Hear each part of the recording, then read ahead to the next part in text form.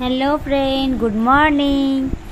তোমরা কেমন আছো? আশা করছি সবাই খুব ভালো আছো। আর আমি সকাল সকাল তো দেখতেই পাচ্ছ কি করছি, লুচি করছি আর একটু চিকেন আলু আর ছোলার ডাল দিয়ে রান্না করছি।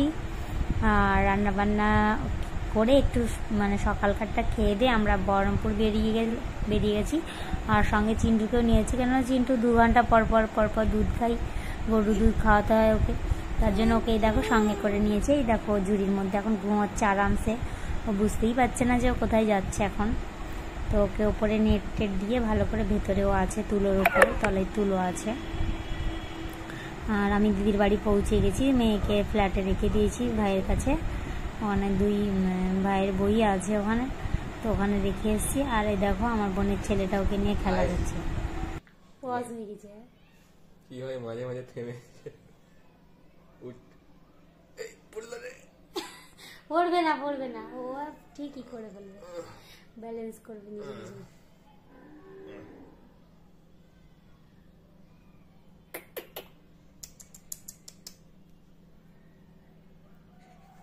কি আনকমফোর্টেবল ভাবে বসে আছে।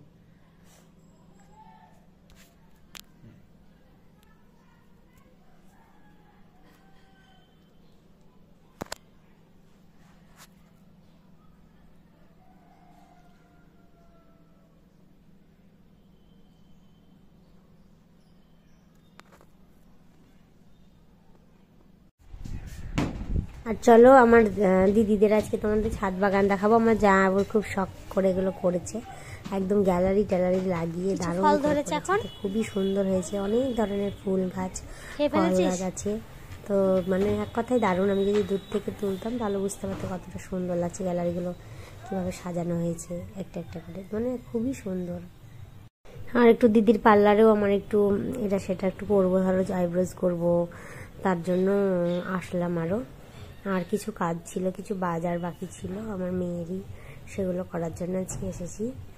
তো বাজারে যাব আগে একটু। আমি ছাদে মানে আসলেই ফুল গাছগুলো দেখি, খুবই ভালো লাগে দেখতে ছাদে।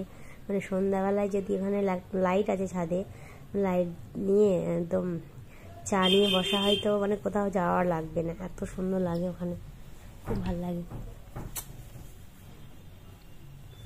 আঙ্গুরের গাছ দেখো, এটা লেবু গাছ আছে, কামরাঙা গাছ আছে, অনেক অনেক ধরনের ফলের গাছ আছে। দাঁড়াও, এই দিন আমি পুরো মানে দূর থেকে তোমাদের দেখাবো ছাদটা কত সুন্দর লাগছে, উপরটা কত সুন্দর করা আছে, মানে দারুণ লাগে ছাদটায় আসলে এখন। তো আমি এই নেক্সট দিন একটা ভিডিও বানাবো, যে তোমাদের দেখাবো। এগুলো দূর থেকে নিলে বেশি ভালো লাগতো, তাহলে তোমরা বুঝতে পারতে জিনিসগুলো। আমি যেমনভাবে তুলেছি কিছুই বোঝা যাচ্ছে না। এই যে গ্যালারিগুলো দেখছো ধারে ধারে, কি সুন্দর লাগছে ছাদের ধারে ধারে। এই দেখো টবগুলো সাজানো, দেখো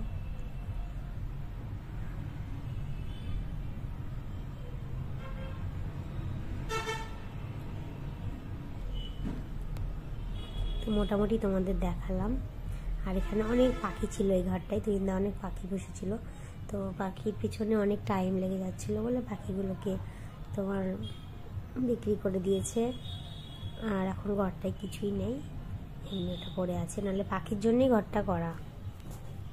তো আমি দিদির পার্লারেই দেখো চলে এসেছি। আর আমি আইব্রোজও করব, কিছু ক্রিম ট্রিম নিব দিদির কাছেই নিই, দিদি যেগুলো বলে দেয় ভালো হয় সেগুলোই নিই, ফেস ওয়াশগুলো যেগুলো ভালো হয়। তো আমরা দিদির কাছে ফেস ওয়াশ শ্যাম্পু ব্যবহার করি।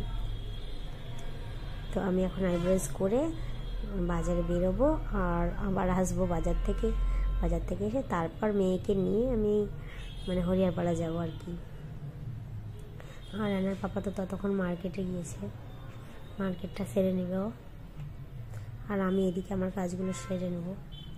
তো ভিডিওটা কেমন লাগলো অবশ্যই কমেন্ট করে জানিও, ছোট্ট একটা ভিডিও। তো